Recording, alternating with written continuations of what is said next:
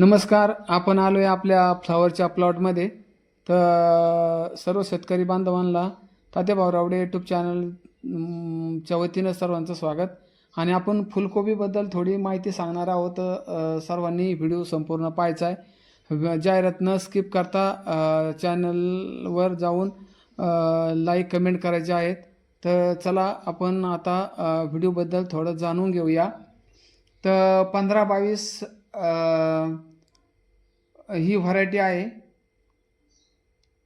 हिला फुलकोबी बोलतात. तर बाजारामध्ये हिला सार्वजनिक मागणी आहे. कमी दिवसामध्ये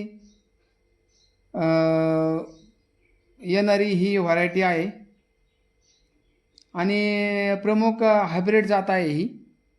तर मित्रांनो, आपण जाणून घ्यायचं आहे. तर गड्ड्याविषयी माहिती आपण पूर्णपणे सांगणार आहे आणि पूर्ण फ्लॉवरच्या जो लागवडीपासून तर शेवटपर्यंत आपण त्याची माहिती सांगणार आहोत. तर 15-22 ही फुलकोबी साधारणतः 60 ते 70 दिवसामध्ये फ्लॉवरचा गड्डा पूर्ण होऊन काढणीस येते. आणि जमीन याच्यासाठी उत्तम निचरा होणारी मध्यम ते भारी निवडीची जमीन असावा. पाण्याचा pH 6.0 ते 7.0 असावा. आणि त्याचं व्यवस्थापन जर करायचं जर ठरलं तर जमिनीची खोल असे नांगरेट करून साधारणतः 1 एकरमध्ये 4 ते 5 टोल्या कुजलेले शेणखत किंवा कोंबड खत मिक्स करून टाकावे. त्यानंतर रोपांची लागवड करावी. गादी वाफ्यावर सुद्धा चालती आणि ठिबक पद्धतीने बेडवर सुद्धा याची लागवड केली जाते. 1 फूट अंतरावर. आणि जर आपण सारे जर काढले ट्रॅक्टर साऱ्या यंत्राने तर 1 फुटाच्या अंतरावर हे रोप लावायचं असते.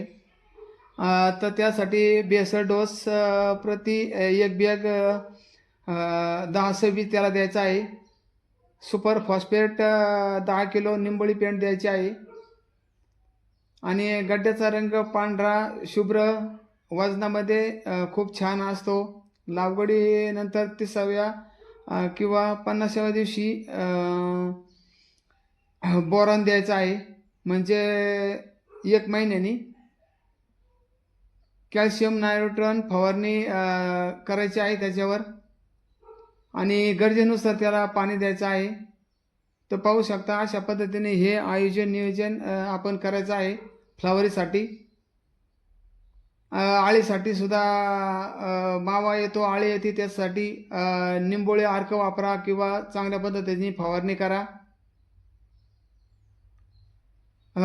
करपा किंवा तुमचं जे मूळ वाढायचं त्यासाठी लागवडीनंतर रोपांच्या मुळांना तुम्ही ड्रायकोमेज किंवा क्रॉपर आळवणी करायची आहे त्याची. अशा पद्धतीने आपण त्याचं व्यवस्थापन करायचं आहे.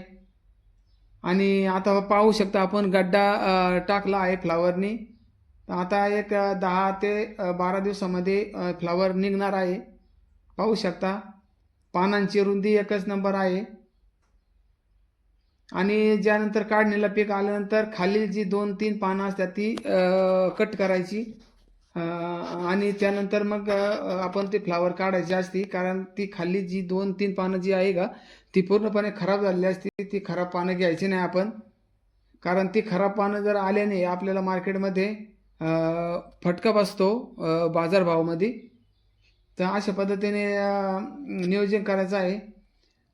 गड्ड्याचे वजन 1-1.5 किलो असे होणार आहे. पाहू शकता आपण काही ठिकाणी थोडासा बारीक गड्डा आहे, काही ठिकाणी गड्डा मोठा झाला आहे.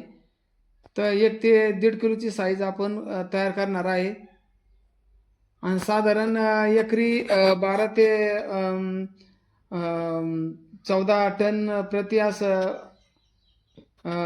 उत्पादन भेटतं यासाठी. आणि आपण अशा पद्धतीने आयोजन करायचं आहे. पाहू शकता आपला प्लॉट हा आणि ह्या प्लॉटला आता बट